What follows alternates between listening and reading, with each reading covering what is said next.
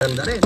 Next, we have here naman si Toadette cart. And as you can see, ganitong klase yung packaging niya. And i-unbox na natin yan. Unpaper natin din si Toadette. Andito naman yung kanyang mga stickers. And as you can see, meron ulit siya ditong 1, 2, 3. Yung mga stickers na yun, yun ulit ilalagay natin dito sa mismong cart natin. Yung mga power-ups niya, meron siya dito yung squid. And also yung kanyang golden mushroom. And as you can see here, let's check naman yung details ngayon ni Toadette. Oh, pangit lang nung copy natin. Kita mo ka agad yun. Ayan o, hindi maganda yung pagkaka-paint nung pinaka-head niya dito. Ayan, may paint chip, may paint splatter, paint chip ulit. Sayang. Bakit parang minadali yung kay Toadette natin? I hope yung copy ninyo is not the same tulad nung sa akin na maraming paint chip sa head. And okay pa naman sana siya, oh. Ganda nung hair niya dun sa likod, oh. Yung kanyang braids. And then ito yung details pa ng kanyang